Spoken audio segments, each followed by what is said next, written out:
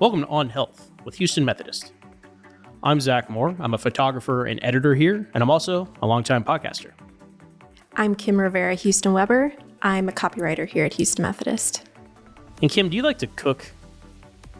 Yes, I love to cook and bake. I think preparing food is definitely one of life's pleasures. Okay, cooking and baking, what is the difference? Usually, at least for me, I think of cooking as savory, so making lunch, dinner, breakfast. Because you don't cook a cake. You bake a cake. Yeah, you bake a cake. But you bake cookies. You bake cookies. But you don't cook bakies, though. So what's that about? Think about it. It is very much like a riddle. Yeah, you can bake a chicken. And yeah, the way you say it definitely sounds like a riddle. Yeah, I'm not Mr. Kitchen. But if I were more Mr. Kitchen, which is, I don't know if that's even, people know what I mean when I say that. But part of what we're talking about today is getting a heart-healthy diet, and being a little more kitchen savvy might serve you well, right? Yeah. The reason I wanted to do this episode is because I do really enjoy cooking food, but I wanted to be more mindful of my personal sodium intake and just making my overall diet healthier. And, I think when people are facing some kind of diagnosis, they might feel like they're just never going to be able to eat the foods that they love again. And that doesn't have to be the case. Yeah. When you are making stuff yourself, one of the most dangerous lines in any recipe, salt to taste, right? Because I'll be like, okay, sure. It's going to taste great after I'm done salting it. And, not necessarily a pinch of salt, right? They're all very vague terms, right? And we're going to talk about a lot of how salt affects your heart health. Yes, definitely. And really how our expert goes a lot into what sodium does for your diet and some of the healthier swaps that we can make to make our food taste as good as it can possibly taste. Yeah, because I think we start some of these habits when we're younger, right? We're sitting there, with our parents, we're eating popcorn, we're like, oh, let's salt, salt, salt, or go to a restaurant and there's chips, and it's like salt, salt, salt, and it just becomes this, oh, well, I must put salt on this stuff, and then it kind of informs your taste buds moving forward, and you acclimate to that, and then it's all about reacclimation, that sort of thing. So, the message we're going to try to get across today is, hey, just be mindful of not just salt, but other, ingredients you're putting onto your food. So who do we talk to today, Kim? Yes, we talked to Amanda Beaver. She's a registered dietitian here at Houston Methodist. Great. Amanda's been on the podcast a couple of times before now, and looking forward to sitting down and talking to her again. Let's get into it. I kind of want to start with a little bit of an unorthodox question. Would you consider yourself a foodie? Yes. So I love cooking and have tons and tons and tons of cookbooks at home, and have always loved things like food science on how to make our food taste as good as we can make it. But as you know, I'm also a dietitian, so I love it when food is nutritious for us as well. The reason I ask is I absolutely love cooking and baking, but I feel that there can be a disconnect for some people between eating for nourishment and eating for enjoyment when that doesn't have to be the case. In my experience, I've seen friends and family face certain diagnoses, and then they feel like they can't eat certain favorite foods or cultural foods because there's too much sugar or salt, or too much this or that. And then they feel like they're just facing this lifetime of terribly bland food. So today I'd love to frame the conversation with a focus on how we can embrace abundance when preparing a heart-healthy diet to nourish us, but also taste great. Absolutely. And I think the first thing people think of when they feel like they have to go on a heart-healthy diet is that they're going to be eating steamed vegetables, chicken breast, and brown rice. And that's absolutely not the case. So I really want this conversation for everybody to go home feeling like they can still eat some really delicious food and make it really tasty while still being heart healthy. Excellent. So let's kind of start with what the problem might actually be. So salt, fat, acid, heat, these are really considered the 4 components of, delicious food. But 2 of those, salt and fat, might pose some problems for our health. So how much fat and salt are Americans consuming? when it comes to salt, this is where most Americans are getting into a little bit of trouble on this one. So the recommendation for Americans is to eat less than 2,300 milligrams of sodium. Most Americans are at around 3,400 milligrams of sodium. So we're definitely pretty far over it. So there is some room for improvement. But the great news is that reducing our sodium intake at all will improve our blood pressure. So any reduction in sodium intake can lead to improvements. So it doesn't mean that you have to go from 100 to 0, basically. And then when it comes to fat, this is one where there's been a lot of changes in the guidelines over the years, which has been really confusing for Americans. So at first we were told fat is bad. You should not eat fat. You should eat a low-fat diet. As we've kind of done more research over the years, we've learned that not all fats are bad. And interestingly enough, we've seen that some of the healthiest diets in the world, some of the diets that are recommended for people who have heart health issues, like the Mediterranean diet, for example, have pretty high amounts of fat, like 35 to 40% fat. The key there is that most of it comes from unsaturated fat sources, so olive oil and nuts. So it's not the amount of fat that we're eating that's the problem. It's the type of fat that we really need to kind of focus a little bit more on. No, that makes a lot of sense. And so something else, I would also consider myself to be a dessert person. And so sugar is another component of flavor, even though it's not in the big four. So is sugar a problem for our heart-healthy diets? Yeah. So first off, I love dessert as well. But when it comes to sugar and when it comes to sweets, a lot of us don't really think about sugar when it comes to our heart health. But interestingly enough, it actually can play a pretty big role in our heart health. And what we found is things like sugar, sweets, refined carbohydrates can increase our LDL cholesterol. And we do have guidelines from some of our major health organizations to try to limit our added sugar intake. So really the recommendation is to take a look at the added sugar that's in the foods that we're eating. So if you're able to take a look at a food label right now, you'll see total sugars and added sugars. Added sugars are the ones that are added during food processing, things like white sugar, corn syrup, things like that. And these are the ones that tend to be more detrimental to our health. We also see total sugars on there.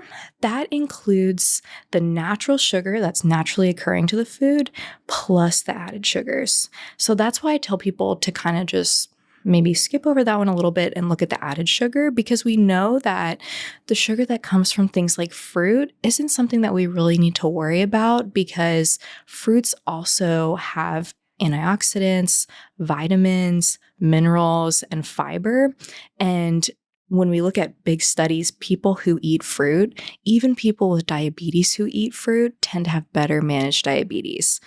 All this is to say is that if we love to bake and we love to eat sweet things, one thing we might be able to get away with, depending on the recipe, is reducing the sugar in the recipe a little bit. So, for example, my mom and I love making muffins, and the recipe that we love to make has half a cup of sugar in it. And we've kind of found over the years that doing a third of a cup doesn't really change the taste of it too much. And another thing too, using fruits and things in what we're cooking can sweeten them naturally while also providing things like fiber and vitamins and minerals and things like that. So I'm talking like using banana as a sweetener, dates, and also things like applesauce. So these can all be added to things that we bake to add some natural sweetness, but also add beneficial things like fiber and vitamins. Yeah, that's awesome. And so when we're getting started with the conversation, we want to kind of talk about abundance and the things that you can eat and can enjoy. But it is kind of important to know what those big offenders are in terms of sodium, saturated fats, and even sugar. So when we're trying to be mindful, what should we be on the lookout for? Absolutely. So I think the first thing that people really think of is the salt shaker, right? But interestingly enough, what we found is that 70% of the salt that Americans are eating actually comes from restaurant food, pre-prepared foods, and packaged foods. So the food that we cook at home tends to not be the issue, which is, I think, really great for those of us who like to cook, or those of us who are wanting to get more into it. And really, it's these foods that we want to try to be a little bit more careful of. So one easy thing that we can do is just try to say, okay, maybe I'm going out to eat 5 times in a week. Can I go to 4 and then go to 3 and then maybe keep it there? And that's one really easy way to lower your salt intake. I think that might have been one of the facts that was the biggest bummer for me, because it's like you do like to cook at home, but every once in a while you do want that break. And then, I don't know, sometimes it feels like it might be throwing the baby out with the bathwater, but yeah, I hear you. And it's not to say that we shouldn't go out to eat. It's just that, kind of think of it as this is a way to save money, but also just take a little bit better care of my health. And then when we do go out to eat, you can really enjoy it and appreciate it and, maybe treat yourself a little bit. Yeah, no, that's a great way to look at it. So it sounds like cooking at home really is the way that we can get some more control over what we are eating. Mm-hmm. So let's talk about making it taste good. Mm-hmm. Like I said, it can be demoralizing hearing your doctor say you have elevated blood pressure or cholesterol and you have to cut back on certain things. So let's start with that abundance mindset. What can people add to their diets to make it healthier for their heart? What can people eat that they can have unlimited amounts of? There's a bunch of foods that we can add to our diet that are so beneficial to our heart health. So several different groups of foods here. So the first one that I wanted to address is foods that are rich in fiber. So these are going to be things like oats, beans, and lentils. Those are our really big ones. And the cool thing, these are high in a type of fiber called viscous fiber, which is also really good for our cholesterol levels, but it's believed that it's also beneficial for our blood pressure as well. So whenever I say the word beans, people automatically think canned beans and, oh, but I can't do canned beans. No, canned beans can totally be a part of our diet. When we look at the ingredients label, typically the only things listed are water, salt, and the bean itself, unless it's like a flavored one. And studies have shown that if we rinse and drain the beans in a colander, we can reduce the sodium content by 40%, which is really cool. So these can be a great way to add fiber to dishes where it wouldn't otherwise be there. So for example, if you're making a chili where maybe usually it's just a meat chili, maybe you add some beans to it. Controversial here in Texas. I know. Or maybe it's like a pasta dish and you add some white beans or cannellini beans. Or maybe it's a soup that doesn't call for beans, but you add some to the dish. So we're trying to sneak it in to things that we're already eating. Or maybe you're eating some scrambled eggs and you have a side of black beans or pinto beans with it. Some other things that we can add to our diet are also high potassium foods. But before I get into that one, I wanted to add a little bit of a disclaimer because we are talking about heart health.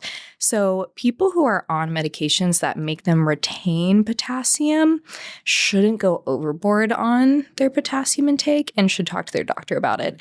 This is also true for people who have kidney disease. They might need to watch their potassium intake as well. But I don't want people who aren't in those situations to worry about it because Americans actually do not eat enough potassium. That's one of the nutrients that most of us aren't getting enough of. So it's one to put a little bit more focus on. So potassium. The great thing is that it's in a ton of different foods, which makes it really easy to incorporate more of. The first group of foods that are high in potassium are going to be our veggies and fruits. So for fruits, we've got things like honeydew, cantaloupe, We all know bananas, right? Bananas are high in potassium. We got that one down. Also things like apricots as well. And then when it comes to our veggies, we've got squashes like zucchini, butternut squash, pumpkin. Spinach is a really easy one. And same with tomatoes. And then even some foods like salmon and Greek yogurt are also pretty good sources of potassium as well. So what potassium does is it helps to improve our blood pressure by increasing our body's excretion of sodium. But it's recommended to get it through our diet, not from supplements. So that's a big group of foods that we can add more of to our diet. You had mentioned apricots, and does it matter? Do they have to be fresh, or can I get dried? Do I have to worry about added sugar with that? Just curious. Yeah, absolutely. So dried apricots don't have any added sugar. And the really cool thing about potassium, when it's cooked or dried, the amount is not going to lower in the food. I think a lot of us worry, oh my gosh, when I cook this food, is it going to lower the nutrients that's in it? That does not hold true for things like potassium, magnesium, and other minerals. So it's going to be fully retained in the food. If you cook that spinach, or you cook a tomato sauce, or you cook those beans, that potassium is going to still be in there.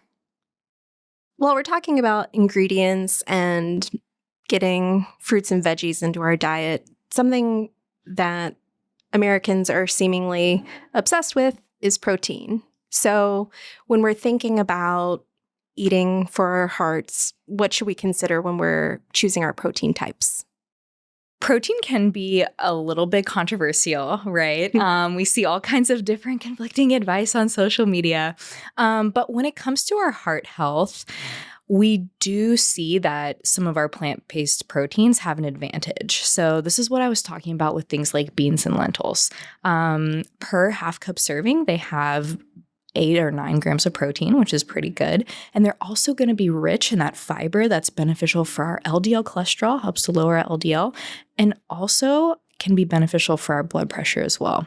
And it's rich in potassium. So lots of reasons to add more beans and lentils to our diet. Outside of that, we've also got things like tofu and tempeh, which I feel like a lot of people are scared of. But I would encourage you to just give it a try and have an open mind and be brave. And if you're worried about it, you can always try it for the first time at maybe a restaurant and see how you feel about it before you go and buy the whole package yourself. And then we've got our other proteins. So a category that tends to be heart healthy that I think a lot of us already know about is things like fish. Fish can be beneficial for our heart health because they're omega-3 content. So things like salmon, tuna, trout. And then we've also got things like canned tuna and canned salmon. Whenever it's in a can, people worry that it's not good for them.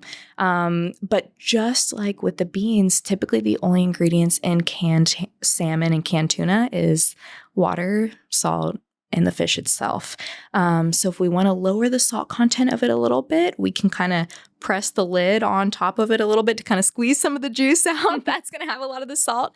Or we can just kind of look at the labels and pick one that has a lower amount of sodium in it. So just kind of look at a few at the grocery store, pick the one that's lower in sodium. And canned salmon and canned tuna are one of my favorite ways to get dinner ready really fast or have a really fast lunch because they're so convenient and so easy and they're shelf-stable.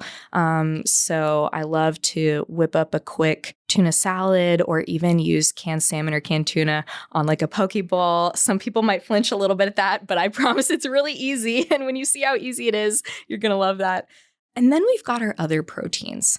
So chicken, poultry.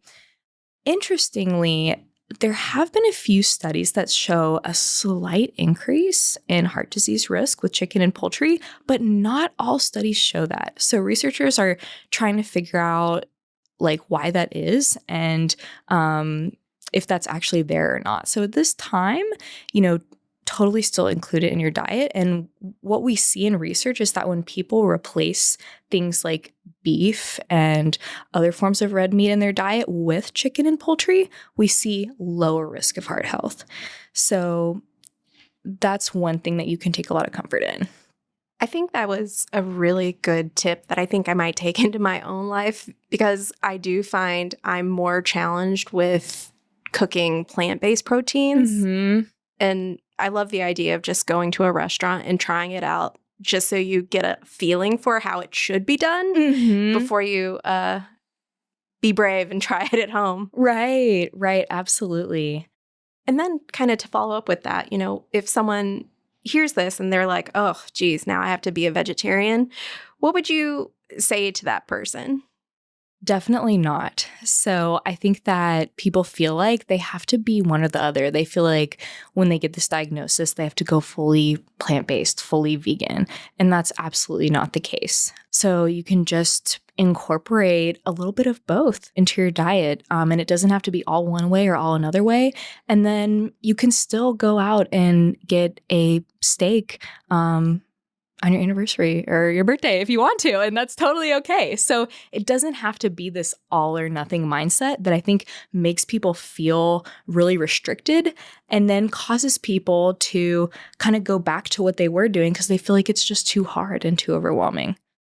Well, we know that processed and packaged foods and going out to restaurants, these are all the places where we see a lot of steep sodium levels in our diets, especially with packaged goods. Mm-hmm. That can be for those of us listening who are like, well, I'm not a chef. I kind of rely on these. They're building blocks of my meal for a lot of my meals. Yeah. So when it comes to things like canned foods and other things that might be in the middle aisles that, we like to shop the perimeter, but, we go into the middle aisle sometimes too. What should we be looking for? So we already discussed how with canned foods, they are not the enemy and they can make cooking really easy. So we talked about with beans, how rinsing them and draining them in a colander can reduce the sodium content by 40%. Studies haven't specifically been done on canned veggies, but I would treat them the same. And, if you like your canned green beans or something like that, just put them in a colander, let them drain, maybe rinse them off a little bit. That's going to lower the salt significantly. We've also got some other things like packaged foods, like canned soups.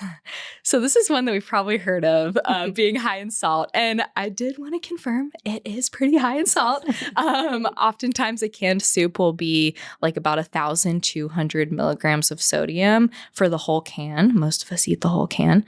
And then we talked about earlier how for Americans, it's recommended to stay under 2,300. So if one can of soup's got 1,200, that doesn't leave us a whole lot of room for our other meals or, maybe the crackers we want to have with the soup. So for the soup, I would just recommend checking the food label and picking one that says like reduced sodium. And that one will tend to be a lot better. And then we've also got ramen. So this is a favorite because it's so easy. Some ramens out there can actually have more sodium in them than the daily recommended max. Probably why they're so tasty. Yes. Yeah. So the other day I was looking at my husband's ramen and it had over 2,000 milligrams for one of the little cups of ramen, which is a little bit high, but not all of them are like this. So this is where looking at the label can really help in picking one that's a little bit lower in sodium. One thing you can also do too, if you love making ramen, is to just use half the seasoning packet if it's one that comes with a seasoning packet, and that'll reduce the salt significantly. Or you can buy broth and then cook the ramen in the broth from the grocery store, picking one that, has a pretty decent amount of sodium and instead of using the seasoning packet that it comes with.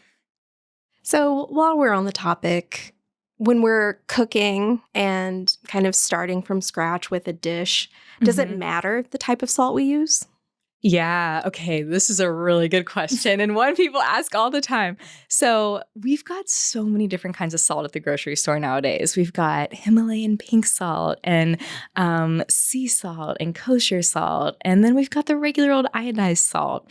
So it's like, okay, is one better than the other? With things like pink salt, that one's become really popular recently. Yes, it will have trace amounts of minerals in it, like magnesium, for example. That's what kind of gives it its color, these other minerals. But they're very trace amounts and they're not enough to make any significant impact on our heart health or our mineral intake. So because of this, you don't need to buy pink salt to be healthy. You can buy whatever salt that you like. And then we've also got iodized salt and table salt. So a lot of people, I think nowadays, kind of fear the iodized salt because they worry, like, what's this additive?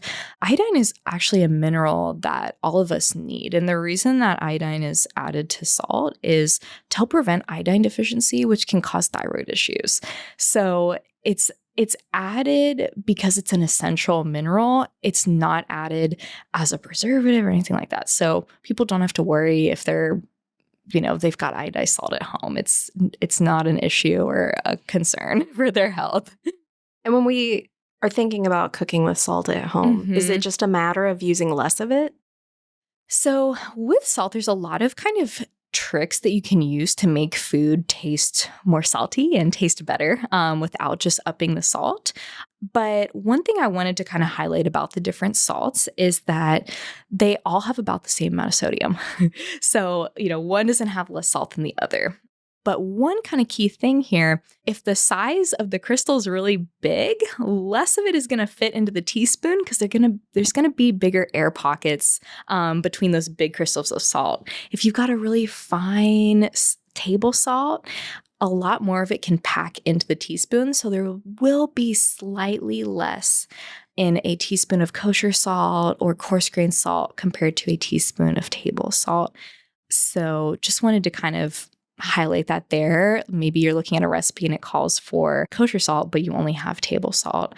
I would use in that case maybe 3/4 of a teaspoon instead of the whole teaspoon because table salt will pack a lot tighter because of the little tiny crystals. Well, and you see that in recipes a lot now where they're specifying the type of salt. So it is nice to know what you should do if, you don't have that in your pantry. We have talked a lot about salt. So what are other swaps that you can use when you're trying to use less salt to season our food? Yeah, absolutely. So I think a lot of times when people try to eat less salt, they will oftentimes not add any salt to the food that they're cooking. And that is a recipe for the food to not taste good. So don't feel like you have to just add no salt or a normal amount that you would typically add. There is a happy medium. And then there's also things that we can add to make the food taste better. So one easy thing is upping the amount of garlic and onion, or just like the kind of powdered or granulated onion and garlic that are in the dish. These will make it taste more savory and a little bit have like a more deeper, complex flavor, which salt kind of does help the dish have. So that can up the flavor and the taste. Another one is also the kind of like salt-free or low sodium seasoning blends. These are oftentimes one of the easiest things for people to use just because, just grab it from the grocery shelf. You don't have to worry about, adding all these different herbs and spices to the dish. And there are actually some pretty tasty ones out there. And I think a lot of times we think, that's healthy, like it's not going to taste good. But I've tried some pretty yummy ones, and they can make the food taste really good. The last thing is also using things like herbs and spices that are in your cabinet that you're not using. So I feel like so many of us, we have all these herbs and spices and seasonings in our spice cabinet, and we just don't use most of them, like 90% of the time. So you can add things to dishes, herbs and spices, even if the recipe doesn't call for it. And what this is going to do is add flavor and add nutrition. So for example, if it's like an Italian dish, you can add some dried basil, or if it's a Greek dish, you can add some dried dill. So just really try to start utilizing your spice cabinet more and open it up and really try to think about, where could I use this one? Where could I use this one? And that's going to help flavor your food while also adding some beneficial antioxidants, because our herbs and spices, even if they're dried, have some of the highest amounts of antioxidants that we can eat in foods. And all you have to do is sprinkle it on. It's really easy. I mean, it is a little bit revolutionary because I love buying spices. And I find that I do have too many because I'll buy one and be like, oh, for this very specific recipe, maybe I'll return to it. Maybe I won't. But it is nice to know that this part of your pantry is adding something nutritionally, not just the flavor component. Absolutely. Absolutely. And we know that these antioxidants can be really good for our heart health. So just got to utilize them a little more often. We've been talking a lot about our friend salt, but another really crucial component of flavor is acid. Can you talk about why it makes our food taste good? And, should we be limiting that at all? Yeah. So acid is one, I think when we think of it, we think of, ooh, bad for my teeth. Or like, ooh, I don't know if I should be eating that. But actually, it can be a flavor enhancer that enhances the taste of salt. So it will amplify the saltiness of food without actually adding more salt. And I'm not talking about white vinegar here. I'm talking more about things like lemon juice, lime juice. We know those have vitamin C. Maybe some balsamic vinegar. Or some apple cider vinegar, that has a little bit more flavor than white vinegar. So as an example, if we were eating some grilled asparagus, for example, if we were to add the same amount of salt to both and we were to squeeze lemon juice on one serving, no lemon juice, just plain asparagus on the other, the one that had the lemon juice on it would taste more salty than the one without lemon juice on it. So this is kind of a food science-y thing that you can do to make your food taste better and make it taste a little bit more salty without actually adding any extra salt. And I really want you to try this because it will make a piece of fish taste amazing if you just add a little squeeze of lemon or lime. And it feels annoying to have to cut it, but it can really take it to the next level and really make it taste so much better. Do you think it would be a good idea? So, like I said, I love food media, cookbooks, chefy things, and so some of them can be, as predicted, really heavy-handed with the salt. Do you think it would be a good hack to just say, you know what, maybe instead of adding more salt here, I should try adding acid first and see where I am with it? Yeah, I would say that when it comes to acid, I would add that more to the finishing of the dish. So at the very end of cooking. So like if it's a soup or a stew, add it kind of at the end when you're turning the stove off or when you've got it on the plate, do that squeeze on there because the cooking can dissipate the acid a little bit. So if you add it at the beginning of when you're cooking a soup, for example, you won't taste it as strongly as if you added it towards the end. And then when it comes to salt, we do know that if we kind of wait until the very end, or maybe just add salt on the plate and not add it while we're cooking, the food, it's not going to taste as good as if we added some during cooking. It's just not, because it kind of needs to permeate the food a little bit. So what I would recommend is still adding some salt while cooking, but really trying to look at the amount because salt is one thing that our palate becomes adapted to. So if we're used to eating very salty foods, if we eat something lower in salt, we're going to be like, ugh, this doesn't taste very good. But if our palate is used to eating less salt, if we eat something very salty, we're going to be like, oh my gosh, this is so salty. So what I would recommend doing is adjusting it over time so you can allow your palate to adapt and adjust rather than kind of going cold turkey and saying, I'm going to take all the salt out of this recipe and only maybe add a little sprinkle on my plate. No, maybe the recipe calls for a tablespoon and you add 2 teaspoons to start with and kind of adjust from there as your palate adjusts over time. Again, following a lot of food media, things you see, it seems like they're constantly adding the salt in different stages of cooking. Would you think it's a good idea to just go ahead instead of having that salt pig right there at the go and you're not measuring at all? Should we be pre-measuring and then so we can still go through the step of adding it throughout our dish, but we're being actually mindful with it?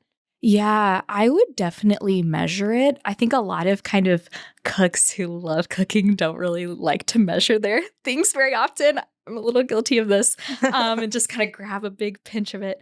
But I would measure it because what we know is that a teaspoon of salt has 2,300 milligrams of sodium. And that's what we know the recommended maximum for Americans is 2,300 milligrams of sodium. So 1 teaspoon is kind of our recommended max. And it sounds very small, but salt is a powerful ingredient. So I would recommend measuring it while you're cooking and just kind of be conscious. Okay, I've added a teaspoon to this dish. Do I really need to add more later? Or, I'm going to add maybe half a teaspoon then and half a teaspoon now. This serves 8 people. So I know each plate isn't going to have that much salt in it per serving. Yeah. Finding out how much sodium is in a teaspoon was a profound bummer. Yeah. But as we said, our palates do adjust over time. They really do. So that's what I kind of encourage people. Don't go cold turkey because it's not going to be sustainable.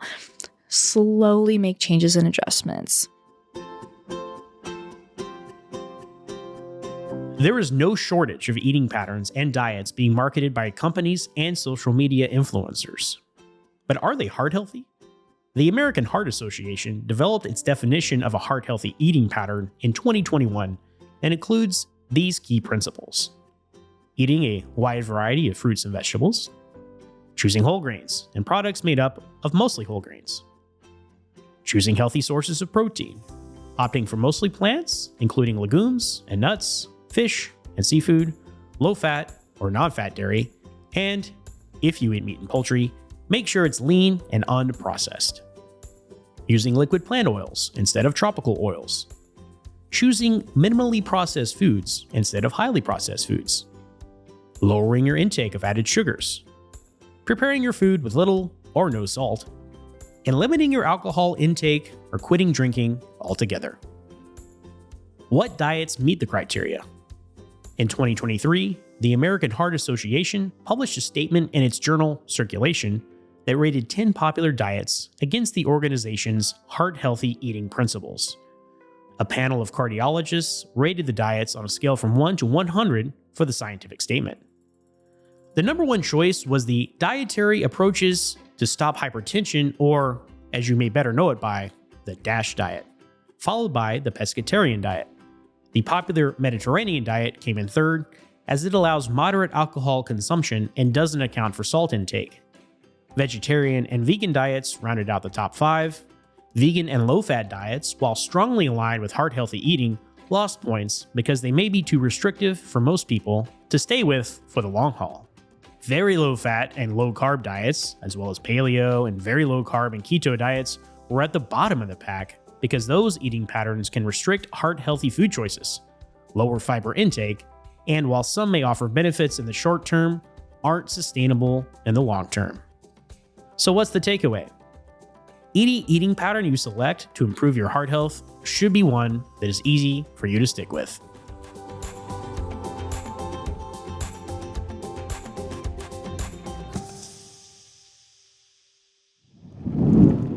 Something that's a little bit controversial online is, in terms of approaching a heart-healthy diet, is using monosodium glutamate, popularly known as MSG.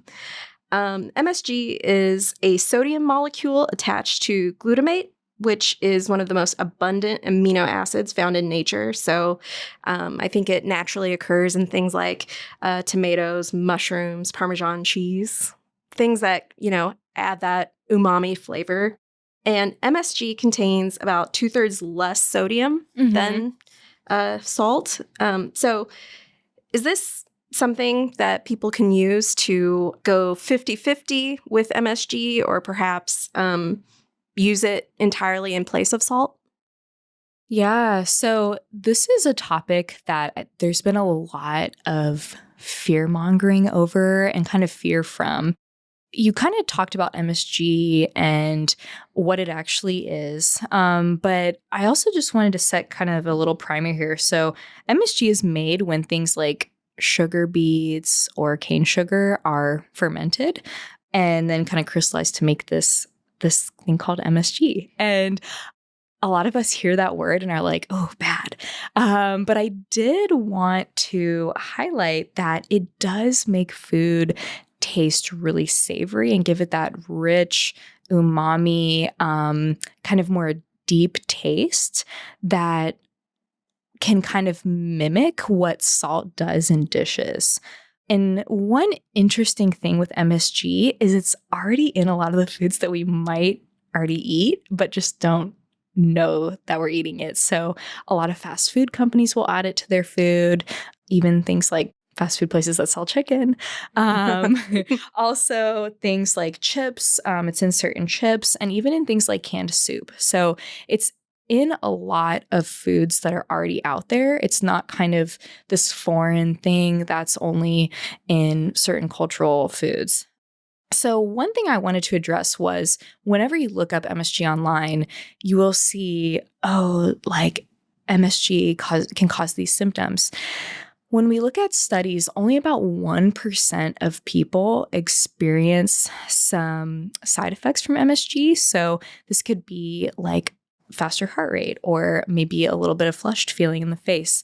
And as I mentioned, only 1% of people will experience this. And this is to high amounts of MSG. So something to the tune of like 3 grams, whereas this is way more than what's found in most foods and most dishes that would have MSG in them. So intakes would have to be really high, and it's thought to only impact a really small portion of the population. So I'm not saying that you should eat it if you have a sensitivity to it, but I'm saying that most of us don't have a sensitivity to it. And for a lot of us, it would be totally okay to add to our cooking and add to our diet. So what you could do if you wanted to try it is if you were making a dish that had like maybe 4 to 6 servings, maybe like a soup or a stew or something, which is, as we know, often a food that can be higher in sodium. Mm-hmm. Instead of adding salt, we could try adding half a teaspoon of MSG and we could see how it tasted. If you're down for it, I would try experimenting with it and see how you feel about it, because it's something that we've done a ton of research on, and lots of studies have confirmed that it's safe for Americans to eat. And it's just another potential tool in the toolbox, right? When you're trying to figure out how to make food tastes good for yourself at home. Mm-hmm. Right. There's lots of different options that we're talking about. And, we're talking about all different little things that you could try. And this is one of them that you could sample if you wanted to. Another tool in the toolbox that might be a little bit controversial, and there's so much to choose from when you're at the grocery store. When we're thinking about cooking oil, what should we be considering? Yeah. So this is another one, kind of like salt, where we've seen this aisle really kind of explode over the years, like so many options. 15 years ago, none of us were cooking with avocado oil, and now all of a sudden all of us are loving it, right? So we've got lots of different choices at the grocery store. But my favorites to recommend are the ones high in monounsaturated fats. So this is a type of fat that we know when we add more of it to our diet, or when we replace the saturated fat in our diet with monounsaturated fat, it will improve our LDL. So this is going to be things like olive oil and also avocado oil. Avocado oil is a great option because it's a cooking oil that we can cook to higher heats. And then olive oil is one that I think a lot of us kind of are like, oh, like I shouldn't heat it too hot. And, that is true. You will kind of ruin some of the flavors, especially if it's a fancy extra virgin olive oil. If you heat it, right, it's not going to taste quite as good. However, it's not going to make it harmful to eat per se, because kind of the cool thing is that some of the antioxidants that are in the olive oil help prevent it from oxidizing while we're cooking with it.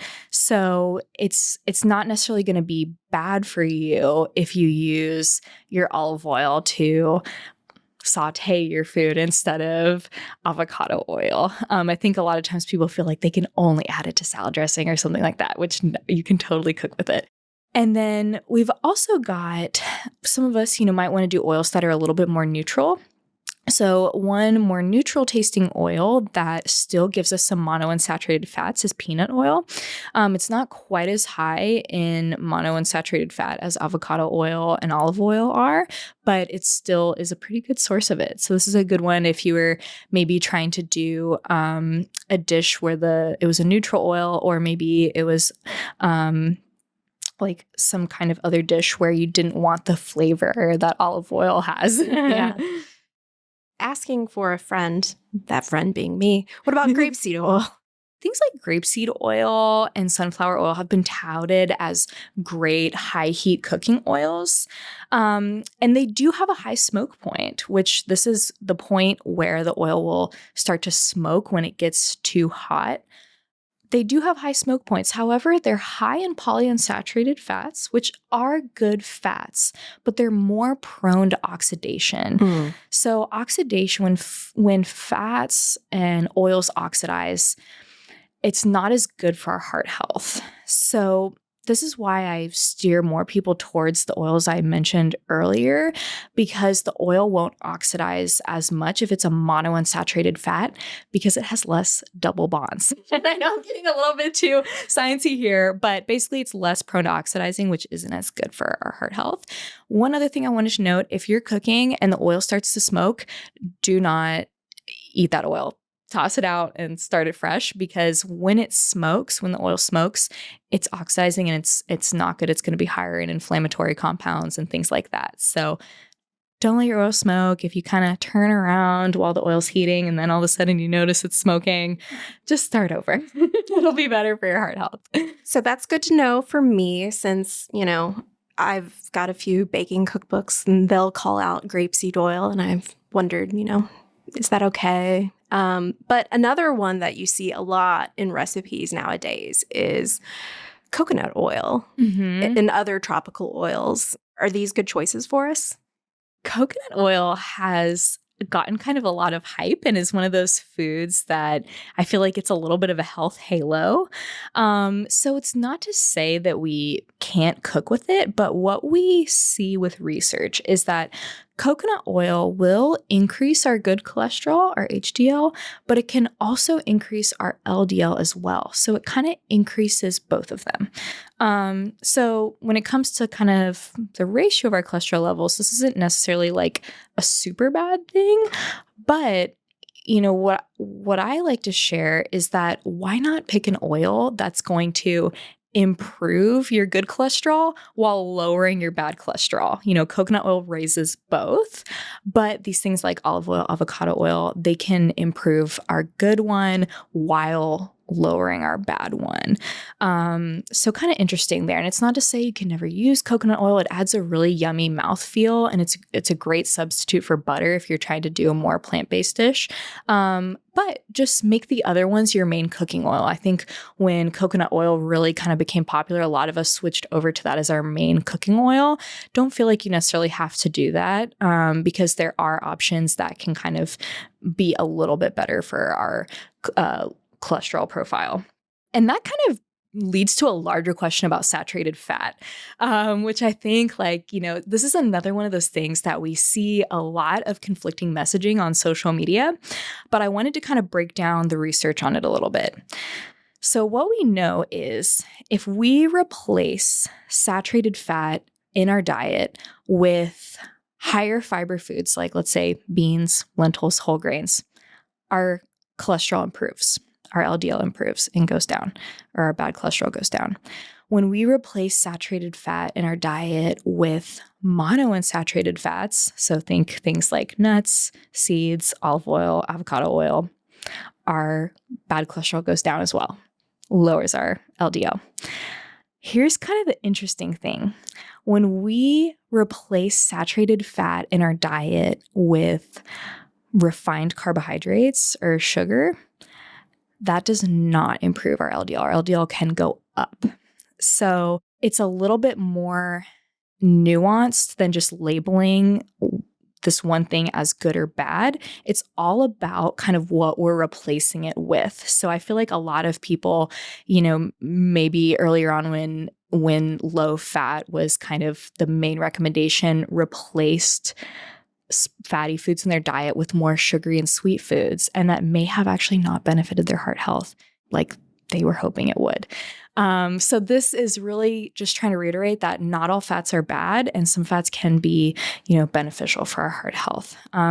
So if you wanted to do some swaps, if you, for example, typically eat something like, maybe bacon and eggs for breakfast, if you replaced that with oatmeal, with cinnamon and berries and walnuts or pecans, we would expect to see our cholesterol improve.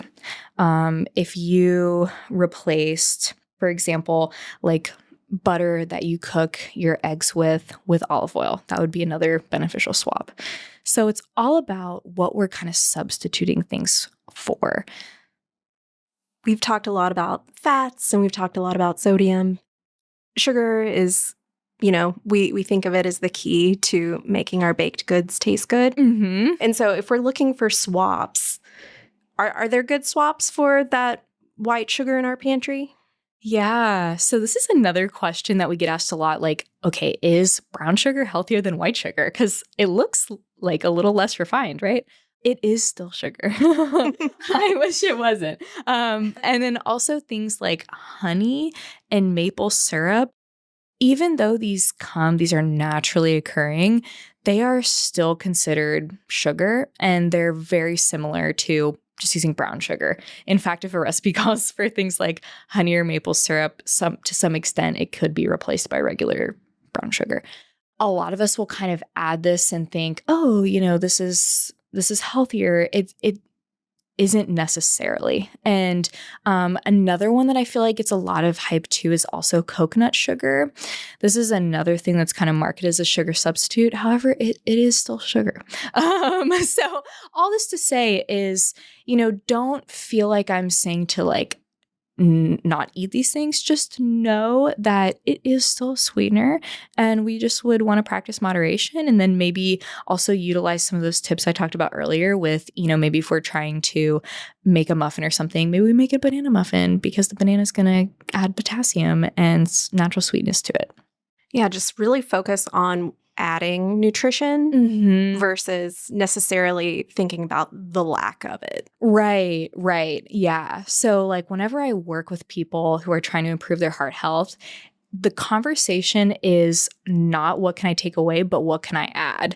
So we're trying to add oats. We're trying to add higher potassium foods. We're trying to talk about, what herbs and spices can you use in your pantry that you're not using? So this is what the conversation surrounds. It's not like, don't eat this, don't eat that, don't eat that. Yeah. It's a really important reminder. We've talked a lot about ingredients, what we can add, what we should be thinking about moderating. What about our cooking methods? So we've got a lot of tools in our toolbox here, but are there some that we should avoid? Are there some that we should be leaning into more? Yeah. So this, I think, to a big extent does come down to personal preference. Some people just grew up on canned green beans and would prefer those any day to cooked green beans. So I know some of the things I say, you might be like, actually, I like that other one better. So really, the best thing we can do is just get these nutritious foods into our diet. I feel like a lot of people think they have to eat steamed frozen veggies, to be heart healthy. And that's absolutely not the case.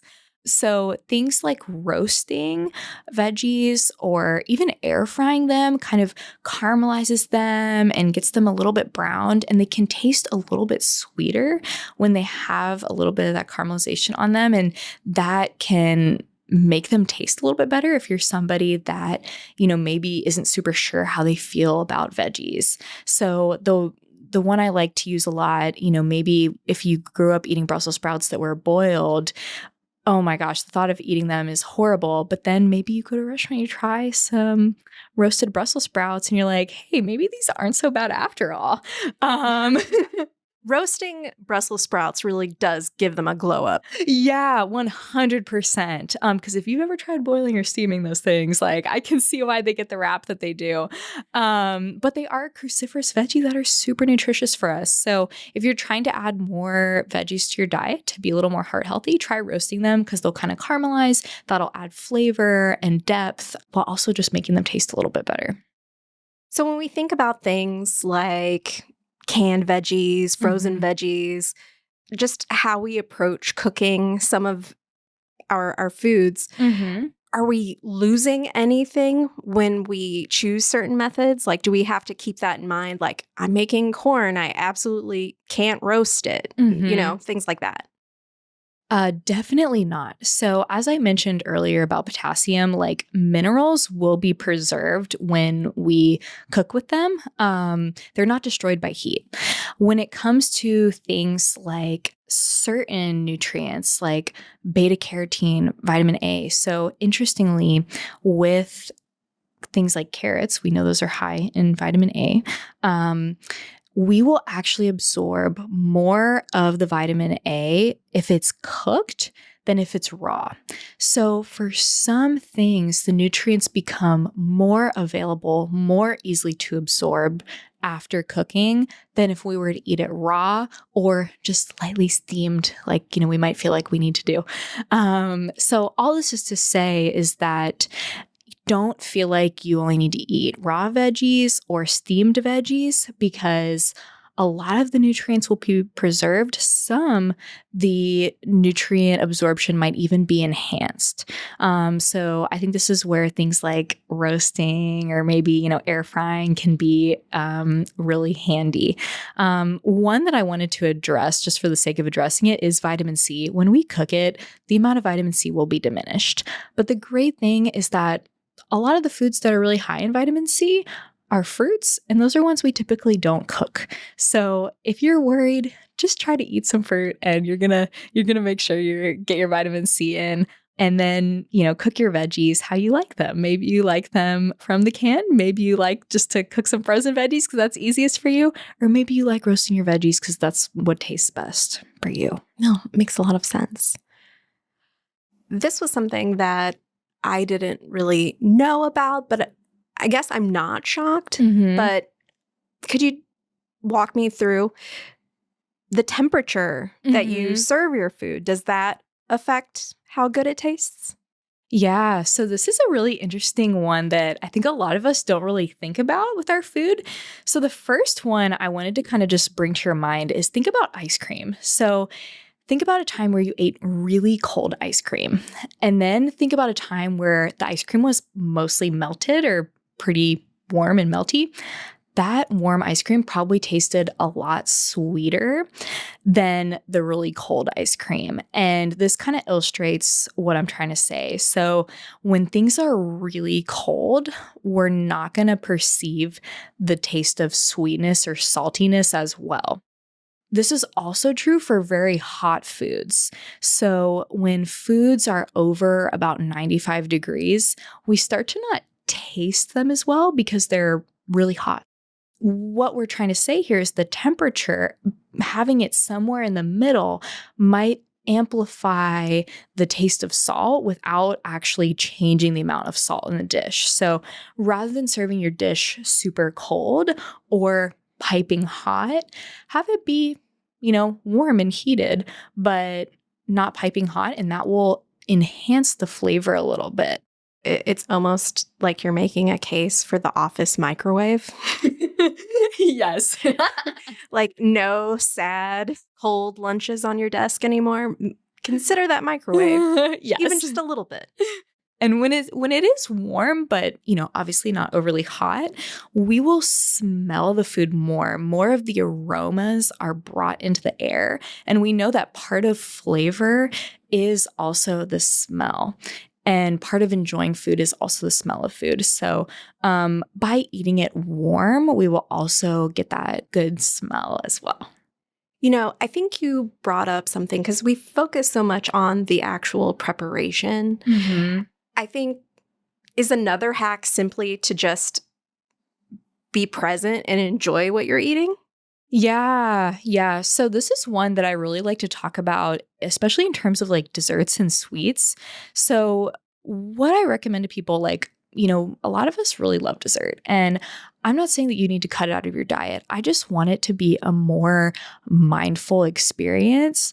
So what I encourage and work with my patients to do is when you're eating dessert, be sitting down. that's going to allow you to enjoy it more and become more satisfied from it than if you're kind of standing and kind of walking around. Another thing too is to look down at the food you're eating or the dessert that you're eating, because studies have shown that when we can see the food on our plate and see the food, kind of slowly disappearing and going into our stomach, we perceive a greater sense of fullness than if we aren't looking down at our food or can't see our food. So this is really an interesting one because we live in this world of distraction, right? So I'm not saying that you can't, maybe watch something while you're eating or look at your phone while you eat. Just try to look down more at the food that you're eating, and that's going to help you feel more satisfied and full from it. And what this does, it helps us to appreciate those desserts a little bit more. So maybe we don't feel like we have to keep kind of stopping by and, grabbing another cookie, right? Because we really enjoyed that cookie when we did eat it. I felt that personally in my life. My husband and I went to Europe a few months ago, and most places we went to, at the end of the meal, they'd offer up a small dessert, something as simple as small curd cheese with honey and nuts, along with a cup of espresso. It was so nice to sit and really relish the experience. I did stay up way later than I had intended, but it was such a nice ritual that, I would definitely do that here, just probably with decaf. Right. Yeah. And I think it speaks to the kind of like mindfulness act of eating that dessert that made it a lot more enjoyable because you were really focused on it. You weren't kind of walking around your kitchen or house trying to do chores or trying to pack your lunch for the next day or cook while you're, kind of snacking on this. And it just kind of teaches us, okay, let's slow down and appreciate our food a little more because this is an evidence-based way to help us become more satisfied from our food, which we can help us feel more satisfied and maybe eat a more moderate or mindful portion. So I really want to thank you for this conversation because, I think a lot of folks facing, I have higher BP now and I've got to be, or I just simply can't eat the way I used to because, I'm seeing more weight around the midsection as we all age. Being able to realize that, you don't have to stop enjoying your food because you're facing something with your health, you can keep going. Yeah, no, absolutely. And I think it comes down to trying new things and being open-minded and trying some of these little techniques that we know can make the food taste better, maybe even taste better than what we were doing. I love that optimism. I love it. So I feel empowered to go home and embark on making some of my best dishes, albeit probably a little bit healthier than I was doing before. My pleasure. Thank you so much for having me. So a lot of this is about taking control of your intake, right? Or what you put into your body. And as someone who loves to go out to eat, again, not Mr. Kitchen, right? I'm like, well, I'm putting myself in a situation where I don't have a lot of control because you don't know the exact ingredients of what they're doing back there. Now you can look for, like, a lot of restaurants nowadays have a like maybe a low sodium or healthy menu or something like that, a little symbol next to certain items on the menu. But I don't know about you, Kim, but for me, when I go out to eat because I want to eat something specific. Like, it's like the menu is just whatever. Like, I already know I'm going there for a certain something. So I'm not going to necessarily scan to find something healthier when I go to one of my favorite places, right? Oh, yeah. I really love cooking. And so I do it a lot during the week. And so I really view going out to eat as special because, I'm taking care of my meals throughout the week. And like you, when I go out to eat, I want to go out for something very specific. And I'm not necessarily thinking, oh, is this going to be very nourishing for me? But I think that has a place, right? And I think that was one of the most uplifting parts of our conversation was there is definitely a time for you to go out and enjoy having food made for you at the restaurant. But, you do have so much more control in the kitchen. So find the ways that will make it easier for you to have food you enjoy at home. Yeah, this is one of the more positive conversations we've had with an expert, because usually it's like, well, you can't do this, you can't do that, right? This has left you with kind of, left me anyway, with a more hopeful feeling about things. Yeah, and I think approaching making your own food with this bravery, because I think there's no shortage of food content on social media, blogs, like what have you. And when you're looking at that kind of stuff, you're not always thinking of nutrition, but having the tools that we've learned today in the conversation can help you approach some of that stuff with a little bit more mindfulness so you can make better choices for yourself. Yeah, and Amanda said, be creative, right? Have fun with your ingredients. Look in your spice cabinet, which I think we all have, regardless of how much or how little you cook, we probably have a bunch of stuff in there that we never use. So, try to find a way to use it. Maybe find a better, healthier salt alternative and spice up your food that way. But going back to salt real quick, yeah, a very scary thing you guys talked about was how much salt recommended, which is basically a tablespoon a day. A teaspoon. Even worse. That is crazy. Yeah, that was probably one of the more shocking things that I learned because, again, I love cooking. And so when you're looking at recipes online, they're recommending a teaspoon for an entire recipe. And you're like, well, that's it. That's the whole day right there. Well, that's better than salt to taste, though. Yeah, like I said earlier. Salt to taste is really dangerous. But even some of the recipes will say a teaspoon of salt, then salt to taste. So as you're finishing a dish, go ahead and, oh, is it pop not a little more tasty in enough? there. Just pour more on. Yeah, Yeah. No, we don't want that. Yeah, but I thought a very interesting thing that Amanda shared was using acid at the end of cooking to help brighten that salt is a really good way to augment that tastiness that salt brings to the table. So, it doesn't always have to be salt that's bringing flavor to your dish. Mm-hmm. I'm glad to hear that you thought that the conversation was really uplifting because I really wanted it to be that way, just because I think with a lot of healthcare topics, it can be really doom and gloom sometimes, just because when you're facing a diagnosis, there are a lot of changes that you have to make, and not all of them are fun. And food really is one of the, at least to me, maybe I'm showing my Taurian nature here, but I think food is really one of life's great joys. And so even when you're facing something like high blood pressure, you should be able to enjoy your food and find joy in everyday life. Absolutely. Well, that's going to do it for this episode of On Health with Houston Methodist. Be sure to share, like, and subscribe wherever you get your podcasts. We drop episodes Tuesday mornings. So until then, stay tuned and stay healthy.